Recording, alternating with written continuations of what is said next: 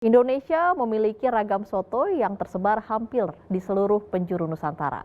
Eksis sejak abad ke-13, kuliner alkulturasi kebudayaan Indonesia dan Tiongkok telah berkembang menjadi ikon suatu daerah. Berikut liputan khas redaksi cerita dari semangkuk soto.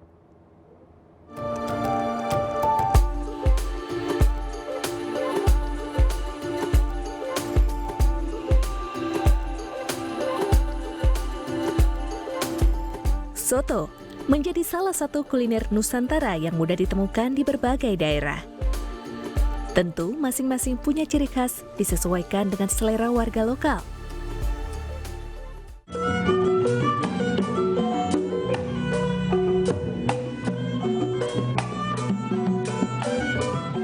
Di Jakarta punya soto Betawi yang legendaris milik Haji Maruf berdiri sejak 1940 silam.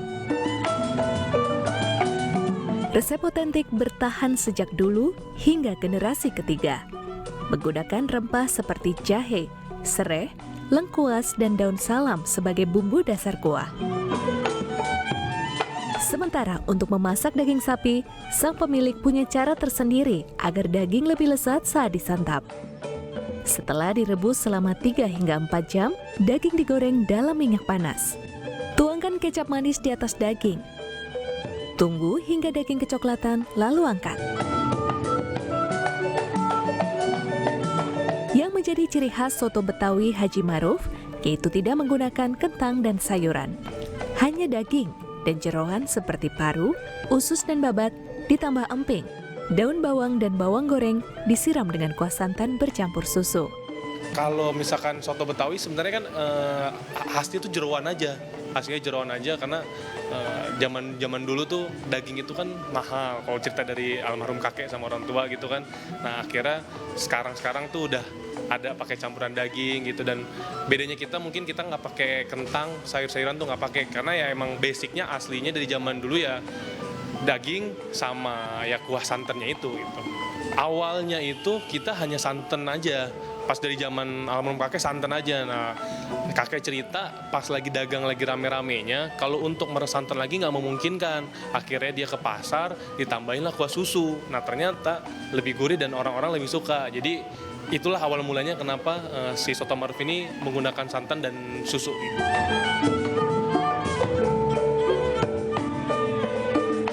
Karena punya banyak pelanggan, tak heran soto Betawi Haji Maruf memiliki 3 cabang. Mereka selalu kembali demi merasakan kelezatan semangkuk soto Betawi. Bagi Anda yang ingin menikmati soto Betawi Haji Maruf, cukup membayar Rp45.000 untuk soto campur dan Rp48.000 untuk soto daging.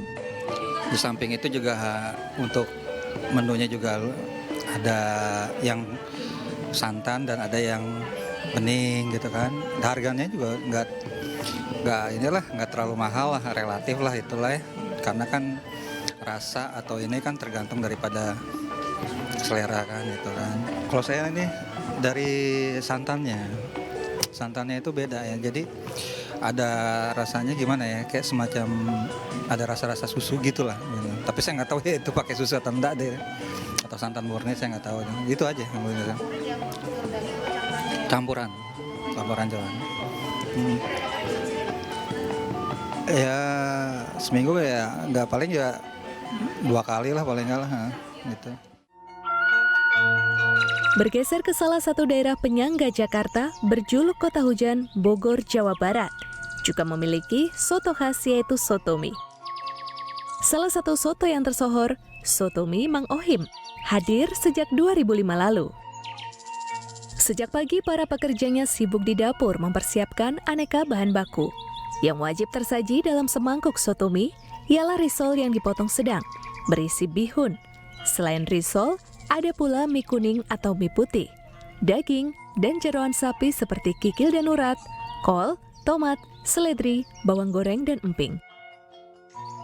Sementara untuk kuah, soto mie Mang Ohim berwarna bening. Hasil rebusan kaldu daging sapi yang dimasak selama 2,5 jam, lalu dicampur bumbu halus seperti bawang merah dan bawang putih, kemiri, jahe, dan pala. Agar lebih nikmat, saat hendak disajikan, kuah kaldu sapi ditambah kecap asin, cuka, dan sedikit penyedap. Yang ciri khasnya itu risolnya ya. Kalau di yang lain kan risolnya basah ya. Kalau di sini udah digoreng kering, udah dipotong-potong tuh. Jadi langsung disajiin aja gitu. Kalau untuk kuah mas sih sama aja. Cuman ini kan yang kebanyakan yang lain mah kan agak-agak kemerah-merahan ya. Kalau di sini mah bening, bener-bener bening itu kuahnya. Dalam satu hari, Sotomi Mang Ohi menghabiskan 15-25 kg daging sapi. Pelanggannya tak hanya datang dari kota Bogor saja, namun wisatawan berbagai daerah yang mampir untuk mencicipi cita rasa kuliner khas Bogor. Apalagi harga yang ditawarkan sangat ramah di kantong, Rp20.000 per porsi. Mungkin dari cita rasanya yang bikin beda. Cita rasanya setelah saya coba di beberapa tempat memang lebih ada rasa uniknya di sini. Sotomi juga pernah. Menurut saya memang sotominya di sini lebih enak dibanding tempat yang lain. Bila menilik asal-usul soto, Dekan Universitas Teknologi Pertanian Universitas Gadjah Mada Yogyakarta, sekaligus salah satu pendiri Forum Komunikasi Kuliner Indonesia, Eni Harmayani menjelaskan, soto merujuk dari salah satu jenis makanan Tiongkok dalam dialek Hokkien disebut cauto, yang artinya jeroan dengan rempah-rempah. Di Indonesia, soto pertama kali dikenal di pesisir pantai utara Jawa pada abad 13. Diperkirakan sekitar 13 ya, abad 13. Ini baru tertulis itu di abad ke-19 ya. Maksudnya itu pun kan dari buku yang ditulis, buku kuliner dan gastronomi itu ditulis oleh bangsa Hindia Belanda itu tidak ada soto itu, padahal sudah tersebar di masyarakat ya.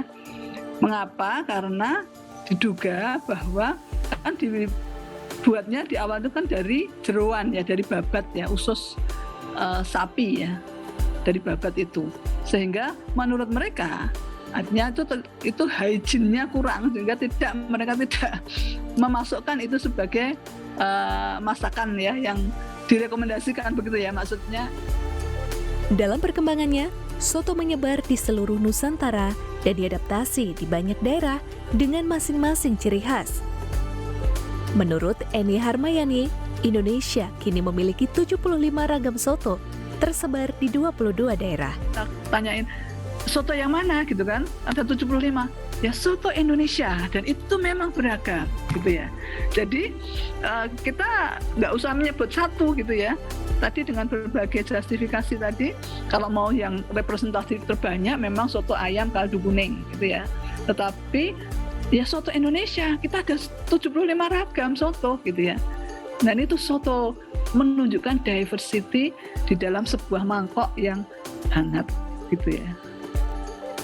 Ya, dalam semangkuk kelezatan soto punya cerita, akulturasi dua kebudayaan hingga merajut kebinekaan antar daerah. Soto kini menjadi salah satu ikon Indonesia yang digemari berbagai lapisan masyarakat. Yuli Horisman, Aris Sandi, Seto Pratomo, JPM TV.